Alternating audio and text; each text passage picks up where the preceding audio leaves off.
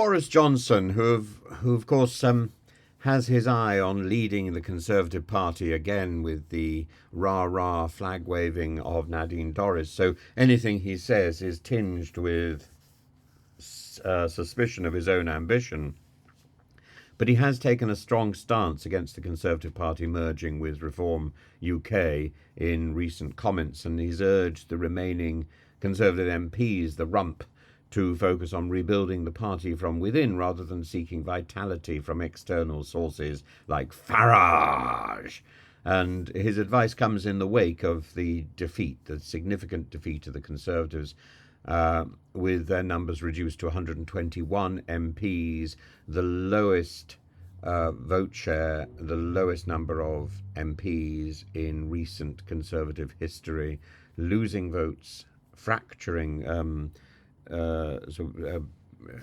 losing votes to Nigel Farage's party, Reform UK.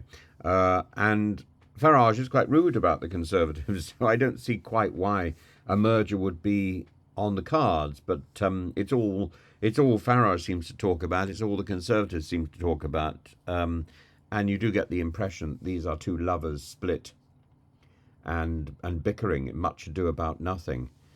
Johnson's argument centres on the idea that the Conservative Party has a long history of resilience and success, and he implies that its inherent capacity for regeneration without external mergers will see it through.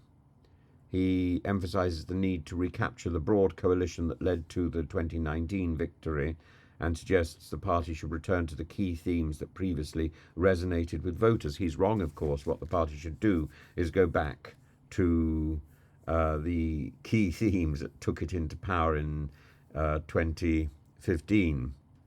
No, not 2015, even before that, 2010.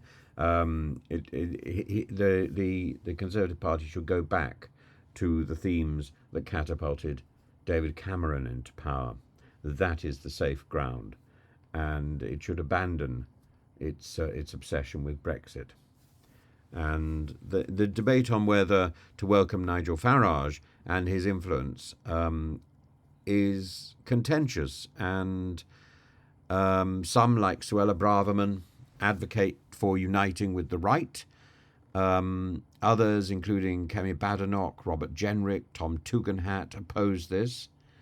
I'm sure Kemi Badenoch can be persuaded. Priti Patel's stance is ambiguous. Well, she's always had a leg in both camps, but then that's the problem with being a bully. You're interested in what other people think rather than having ideas of your own. And her public interaction with Farage indicates some level of openness. Well, she's simply looking for significance. She wants to be in wherever the headlines are, because her interest is publicity, not politics. Farage, for his part, has expressed disinterest in joining the Conservatives, describing the party as dead. Well, unfortunately, that's the problem. Dead can be resurrected.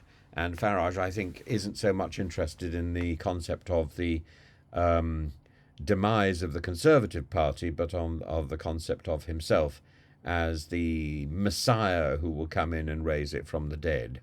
And his stance complicates the potential for any merger at the moment, but I think at the moment there isn't any hope for any merger. The merger is something that will occur in a few years' time, if it occurs at all, but it will also occur because Farage will realise that he's been sidelined and backbenched in the House of Commons and not given an opportunity to get the sort of power that he craves.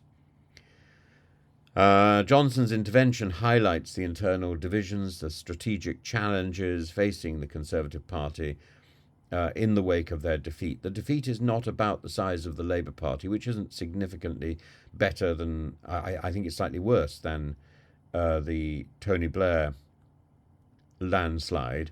The problem is the vote share which the Conservative Party has lost, because so many people stayed at home. If you check out the number of voters who turned out, the turnout for the general election was one of the lowest in modern electoral history. Why?